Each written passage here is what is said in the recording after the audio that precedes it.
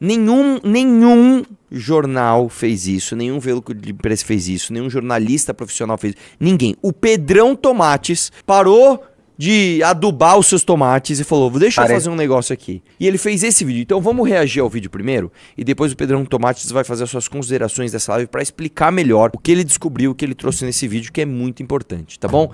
Vamos lá, bora pro Reacts. Rapidinho aqui, você sabia que 80% do agro no Brasil depende das chuvas que vêm das terras indígenas? Ô louco, calma lá, Anitta, 80%? É um número muito alto, da onde você tirou essa estatística? Da tatuagem?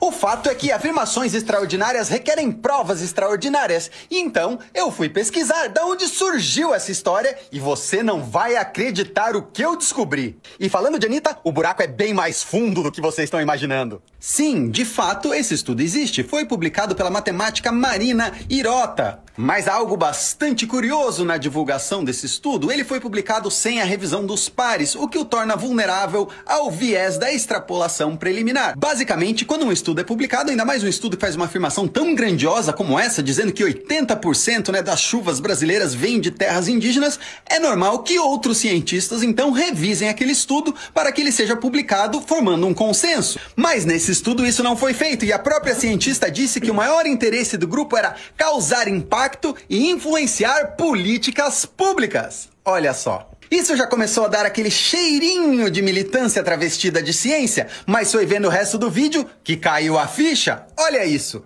Tem gente querendo abrir essas terras para garimpo, mineração, hidrelétrica. O diabo está no detalhe. Perceba que a Anitta fala mineração. É aqui que tá o pulo do gato. Não passa o vídeo que eu te explico. Marina Hirota, a responsável pelo estudo, é vinculada ao Instituto Serra Pilheira e já recebeu mais de R$1 milhão da instituição para fazer a sua pesquisa. Mas quem é o Instituto Serra Pilheira, você me pergunta? É simplesmente o multimilionário instituto fundado por, rufem os tambores, João Moreira Salles, o bilionário brasileiro que se acha classe média e herdeiro do Itaú. Tem isso, quer dizer, nós somos classe média alta, que seja, brancos. E seria esse bilionário apenas um filântropo desinteressado ou será que haveria alguma forma de conflito de interesse nessa história inteira?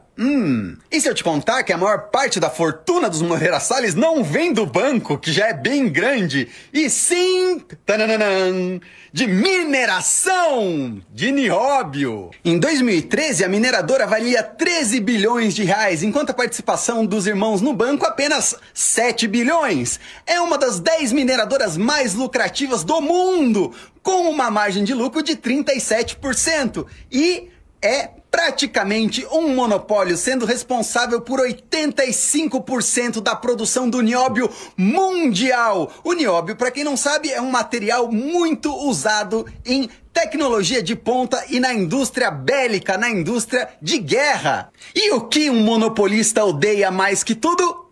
Concorrência.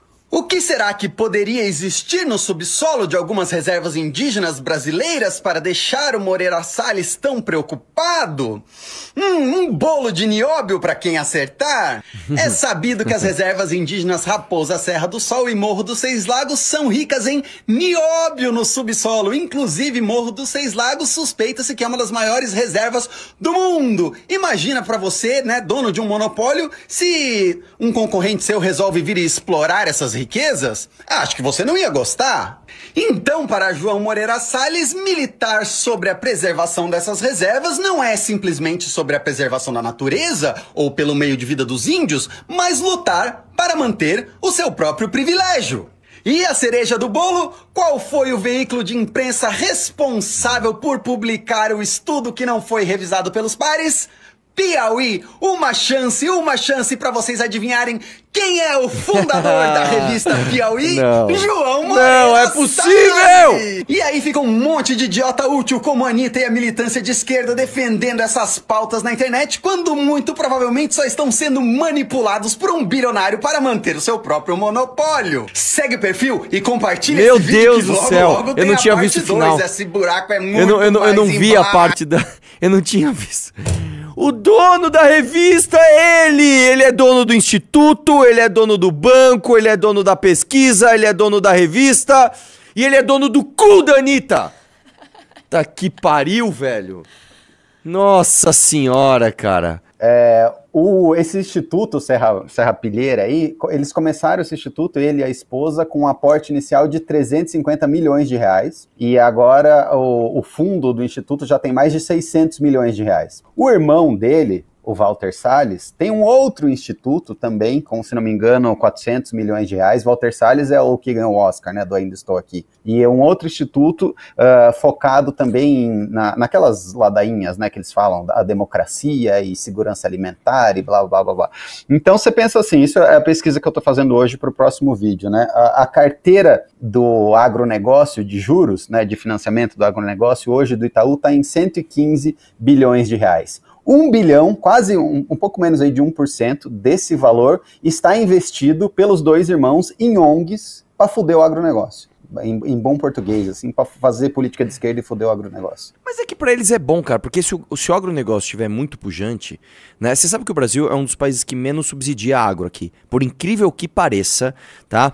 Europa 10%, os Estados Unidos mais de 10%, o Brasil, se não me engano, 2 e pouquinho, tem ano que até menos de 2. Para esses caras, o agronegócio muito pujante é muito ruim, cara. Porque o que acontece? Você se torna mais independente. E quando você se torna mais independente, ainda mais esses caras que têm uma agenda diferente da galera do Moreira Salles, é uma ameaça, inclusive política. É uma ameaça financeira, é uma ameaça econômica, é uma ameaça política também, né? Então esses caras, assim, cara, cara, o Brasil é inacreditável. E aí, essa questão do nióbio, eu fui pesquisando, e fica pior a história, tá?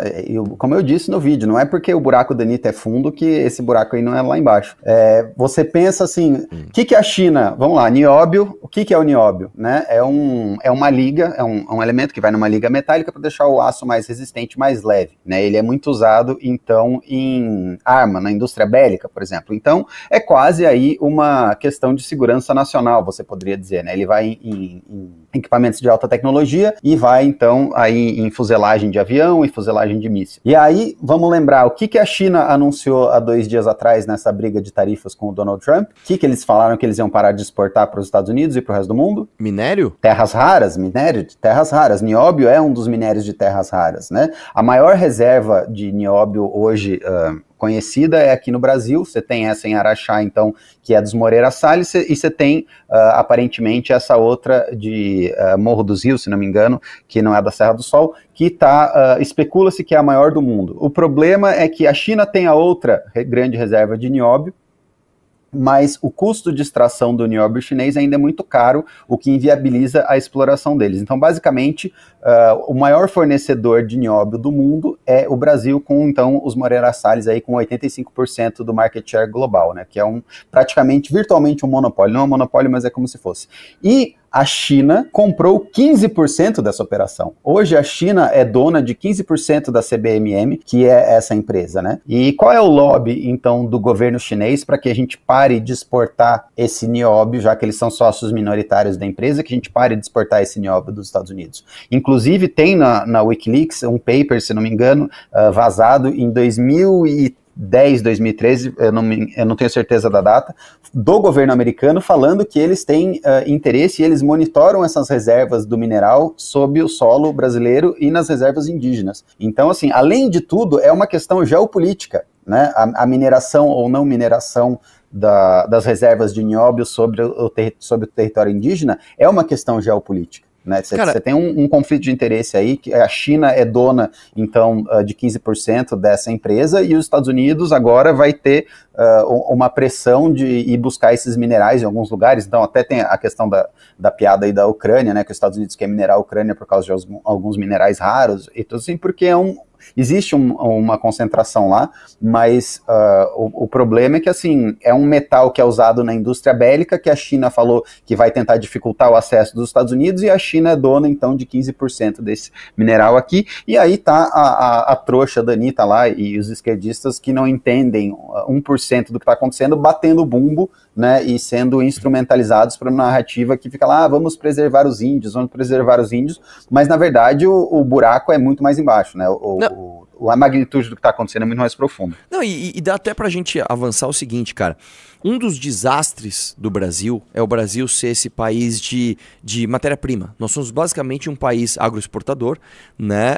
Que a gente exporta commodities e a gente não desenvolve a nossa indústria, a complexidade produtiva. A gente não... Você colocando isso, cara, fica muito claro, existe um interesse geopolítico de que o Brasil não desenvolva a sua complexidade, não esteja inclusive incluído aí no grande mercado de trabalho global, né? Uhum.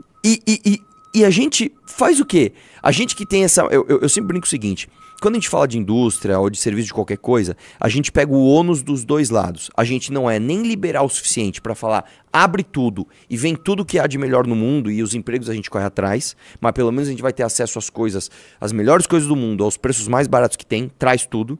E nem a gente fala, ó, fecha, vamos desenvolver a nossa indústria, a nossa prestação de serviço e a gente vai ficar independente. A gente fica no meio dos dois. A gente não desenvolve, tem uma carga tributária ridícula, a gente tem não só alta, mas também complexa. A gente tem leis trabalhistas absurdas que não permitem que o Brasil se desenvolva e a gente também não tem fronteiras abertas tarifárias. Então a gente faz assim, ó, vamos fazer o seguinte, vamos não desenvolver a nossa indústria e não ter acesso a nada que é bom? Vamos. Aí vamos pegar tudo aquilo que a gente é bom, que é plantar soja, cana, minerar nióbio, o que quer que seja, e vamos ser um país exportador de commodities para que os outros façam. Cara, é a opção mais burra possível. Não tem como ser mais burro que isso. Mas você sabe quem faz lobby para que isso permaneça assim, né? Quem? Por exemplo, o sistema bancário brasileiro é um outro monopólio, né? Um oligopólio. Você tem aí 3, 4 bancos, né? Que disputam, tirando agora que estão surgindo aí as fintechs, os bancos digitais, mas o grosso do mercado mesmo sempre foi dominado por pequenos bancos. Por quê? Porque a gente tem bilionários que são monopolistas, que fazem lobby para que a gente continue um monopólio, né? Olha o que foi feito agora nessa questão da blusinha, né? Do imposto da blusinha. Olha aí o Luciano Hang, que estava num lado do espectro político, depois quando a corda apertou no pescoço dele, ele foi para o outro lado e falou, não, mete imposto no que está vindo da China. E, poxa, o Luciano Hang, ele não tem uma indústria de bugiganga. Ele tem uma revendedora de bugiganga. Sim. Né? Então, assim, por que tem que ter 92% de imposto para manter uma revendedora de bugiganga e não uma indústria? Se fosse uma indústria de bugiganga, vá lá, você está produzindo, você está criando emprego, você está criando um campo fabril que depois, né, agora a gente está num cenário de pré-guerra e pré-conflito mundial, depois você consegue aí transformar isso numa fábrica de alguma coisa, se precisar, né? Agora, uma revendedora de bugiganga, você vai transformar no quê? Né? Toda essa treta que o Trump está fazendo é para, se der algum pepino no mundo, que está todo mundo antecipando, ele consegue, então, ter lá uma siderúrgica nos Estados Unidos, ter uma fábrica, alguma coisa que ele vai lá e reverte. Se ele precisar fazer um tanque, ele consegue fazer um tanque. Se ele precisar fazer navio, ele consegue fazer navio. A gente tá fudido, né? Se tiver aí, nesse cenário global que está vindo de conflito, assim, não sei nem se a gente consegue defender o território brasileiro hoje do jeito que tá. Duvido que consiga, cara. Aqui existe um outro problema ainda, que é o seguinte: até para explorar o que é nosso, no que a gente tem alguma complexidade, que é, vamos falar de petróleo, né? Você tem auto-boicote, cara. Eu lembro quando descobriram o pré-sal, tinha uma galera falando, não pode ter exploração do pré-sal. Como assim, cara? Você acabou de descobrir uma mina de ouro, cara. Né? A própria questão do nióbio. O nióbio, tá...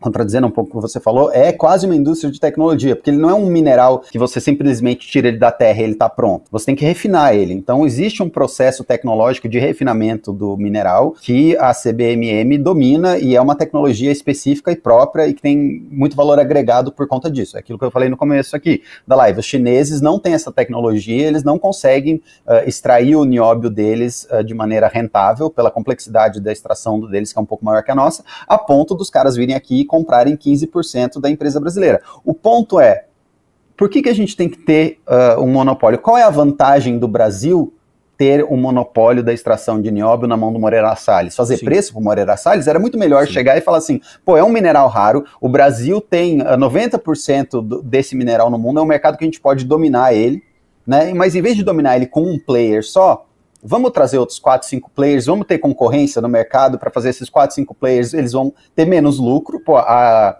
empresa do Moreira Salles é uma das 10 mineradoras mais rentáveis do mundo, tem 37% de margem de lucro. Que mineradora? Acho que nem uma mineradora de ouro tem 37% de margem de lucro, né? Então, assim, vamos diminuir essa margem de lucro dele, vamos trazer concorrência, vamos gerar outros empregos, vamos desenvolver mais tecnologias. Quem sabe aí com isso, né, a gente melhora um pouco o nosso framework regulatório, consegue trazer uma indústria. Então, ao invés de exportar o nióbio bruto, vamos exportar aí já a chapa de fuselagem feita aqui no Brasil, porque tem concorrência. A coisa começa a ficar mais interessante, mas por conta de lobby, né? Então, e lobby aí, no caso, se dá na questão indígena. Para você ter uma ideia, e isso é uma outra coisa que eu não coloquei no vídeo, mas que eu estou estudando como colocar, durante o marco regulatório, você sabe o que o Gilmar Mendes propôs, que a única coisa que poderia ser feita em terras indígenas, e depois ele voltou atrás? Mineração. O Gilmar Mendes chegou a pautar que a única coisa que poderia ser feita nessas terras indígenas era mineração. Sentido,